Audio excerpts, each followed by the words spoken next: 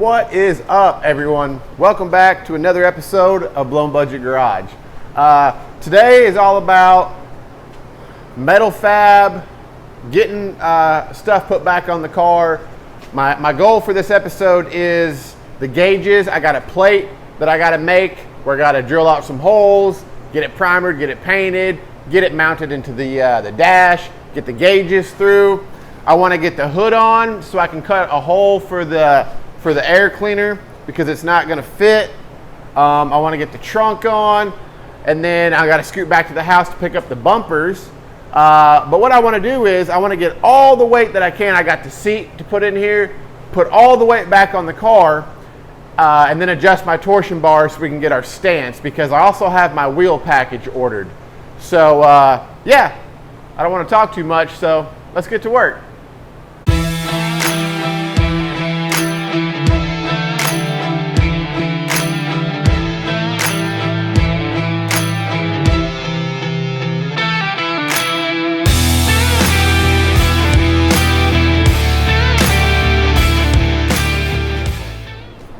All right, so for this episode, I thought I might give it a try to do things just a little bit different, kind of show y'all a little bit more of how I do some of the things that I do.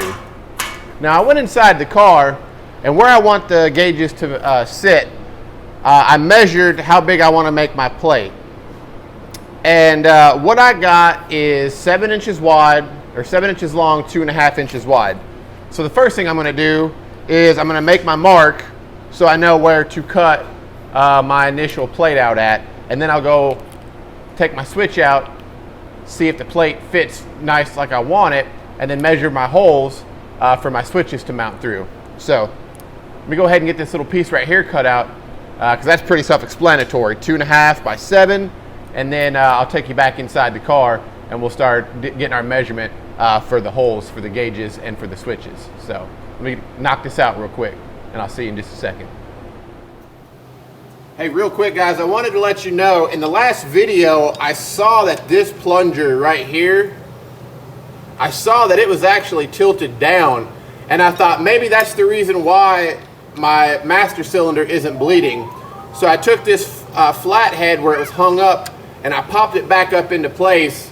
So now once I get done, we're going to go ahead and try to bleed this and see if it works, because what happened was the plunger was at such a sharp angle that I don't think that the pistons were able to travel. So we'll give that a try later, and I'll let you know how it worked, but I think that was the problem.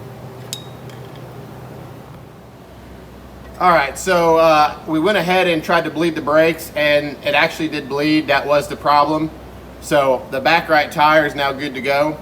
But here's what we got going on here. Here's the plate that I have, and you can kind of see how at this length, how it's going to cover up just enough to where I can use my switches to hold this plate in place. And then this piece right here on the gauges from the backside will grab. So what I'm going to do is just kind of eyeball it, and I can see right there that we're pretty well spot on. So I'll split the difference so that this right here just barely covers it up, and then I'll make my mark in the middle so I know where to drill my hole, and then I'll drill my holes and come back up here and test fit it and see how that looks. So I'll be right back. Alright, so this is how I do things. I like to use masking tape because it's just easier than trying to scribe lines. But I found my center. So the top edge right here is center of the plate. And then I took my gauges right here and I just kind of set them around in different positions to see by eye where I liked it. And then once I sat it down, I took my measurement and then I ran another piece of tape. So in the corner is exactly 2 1/8 inches. So now we'll use our hole saw, which is 2 inches, right? So the gauge will be able to slide through. We'll put a drill bit in the center and we'll center it up on those 2 corners right here. Drill our holes and then I'll clean it up, prime it, and paint it, and then that's the plate. All right, so I used the hole saw over there, and I got both my holes drilled out. And as you can see, I mean, the spacing from top to bottom looks really good. The spacing from this hole right here to that hole right there, I mean, everything turned out really nice. So what I'm gonna do now is I'm gonna get a round file and just clean up all these edges real lightly until the gauges will slide down. And then I'll finish cleaning it up and I'll get some primer on it. We'll move on to the next thing. Well, that's everything for this plate. I did a coat of self-etching primer first, like usual, because it was on bare metal. And then I added a first coat of black. And then next, what I'm gonna do is I'm gonna go ahead and get this trunk back on, this trunk lid back on. Now I haven't sanded down the bottom part or painted it yet, but I really need to get some of this stuff out of my shed and back onto the car. So worst case scenario is I might have to take it back off to sand it down and paint it. But I mean, who knows? If I get lucky, maybe I can just kind of stand in this area right here to work on the underside. And then, because I'm gonna have to do some of this car, I'm gonna have to paint some of the car first and then close it up and then do the top part, like the hood and everything, just because I don't have an appropriate paint booth. So yeah, let me get this trunk lid back on and then we'll keep on moving forward.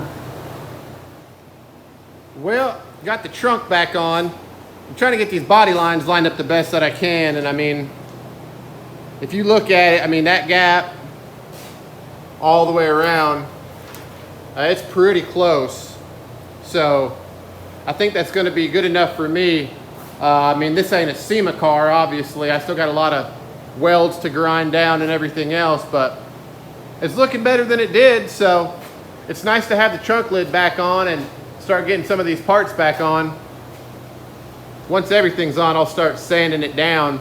And I think y'all are really gonna be amazed at just how much better this car looks when it's all one color and in primer. So I'm gonna go get some lunch and then we'll get back to it, guys. See you in a bit. All right, so I went and checked on the plate that we made. It's kind of humid out, it's been raining.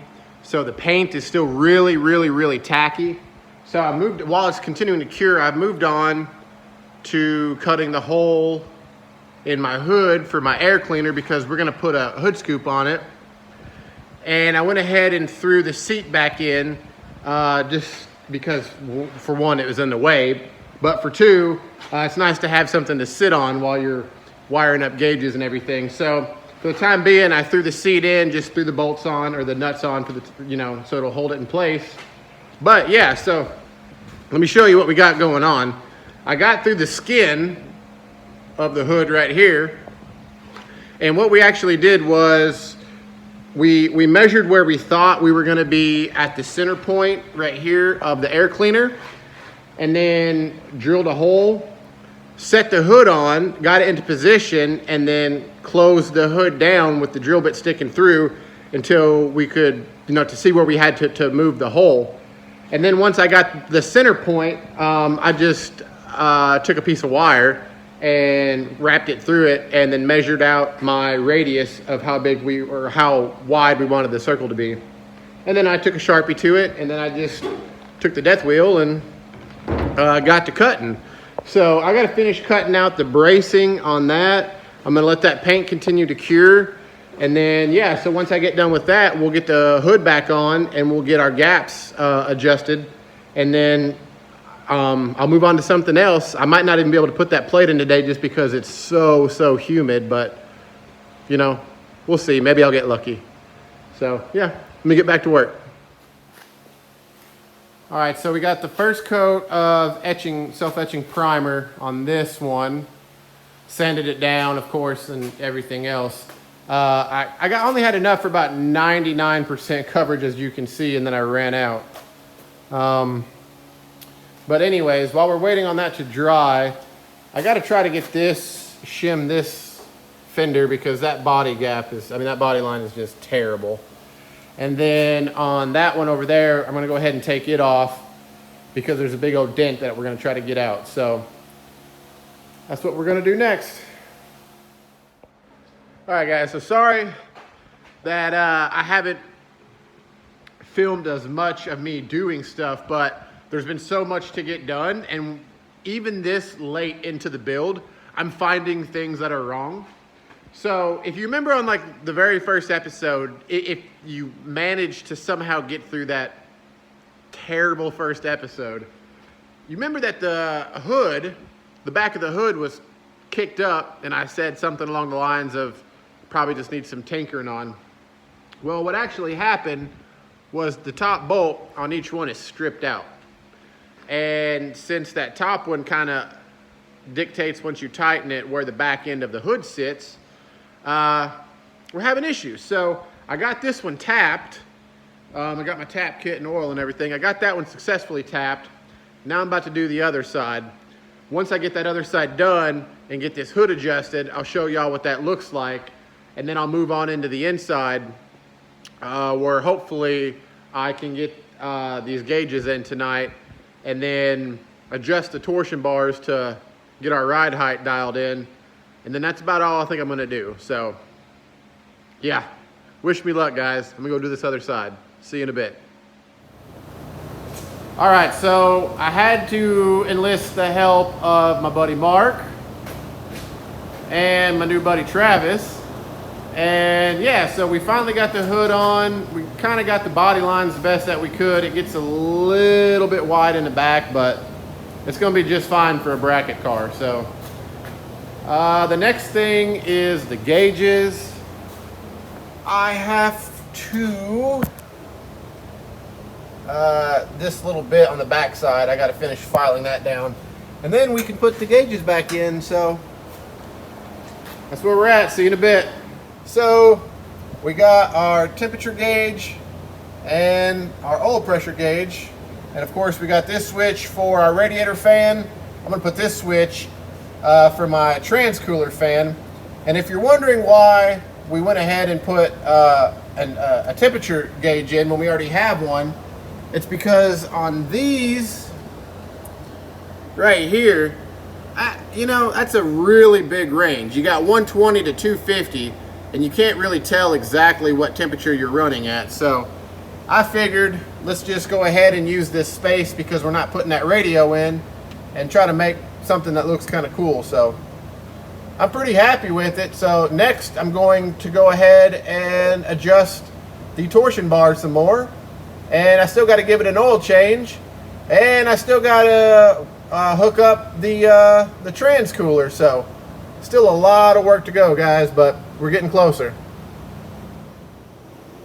All right, guys, so I just want to show y'all, we ended up going 7 turns out on the torsion bar, and we are now at, from the ground to the center point of the fender, we are at 26 1/4 inches, and everything looks really great. I mean, it's got just a killer stance now. So I think until we get the wheel and tire package in, I'm gonna just stick with this for the time being. And since we're doing a 1 inch shorter front tire and a 1 inch bigger rear tire, I think it's gonna give it that little bit of that hot rod rake even more. So yeah, I'm really happy with how it's looking. All right, guys, so we got the lines ran. I don't have any hard lines right now, so we use some soft lines just for the time being. And then I hopped up underneath here, and I got all of that fixed. The kickdown cable was a little bit long, so I ran a couple washers on top, and I do have to tighten the slack out, but for the time being it's going to be it'll be all right because we got all the tires aired up, we changed the oil, got the car back down, adjusted the torsion bar a little bit more, and now we have cleared a path so that we can go ahead and pull her on out of the shop and see if she drives under her own power. So yep, give me a second, and that's what we're going to be doing.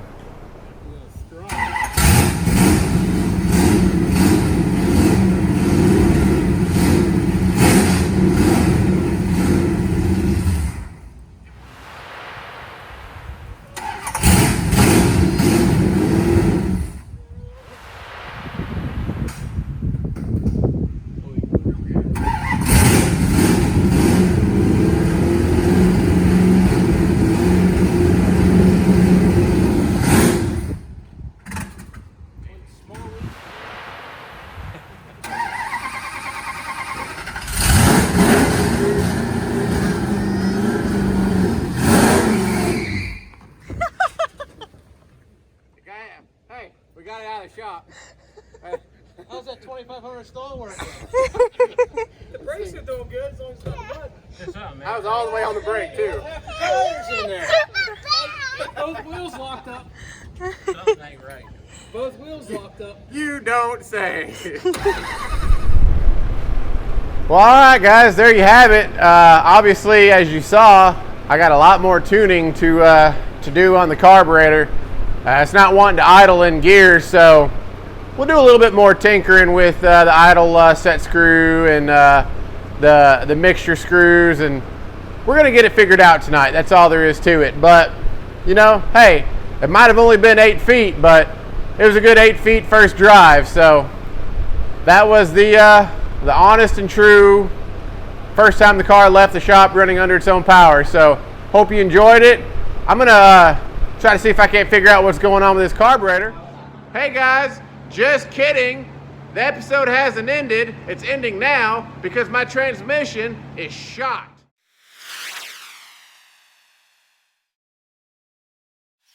The wheels won't turn, nothing is working. We disconnected the hoses from the trans. No fluid is coming out, so now we don't know if the brand new the brand new torque converter has failed, if the trans pump has failed, or if the thing is just so old that it needs to be completely rebuilt. And I tried to save $1 by just using it as is and just changing a filter. So great! I guess that means more content, but in the meantime, I'm screwed. Have a good week. See you next time.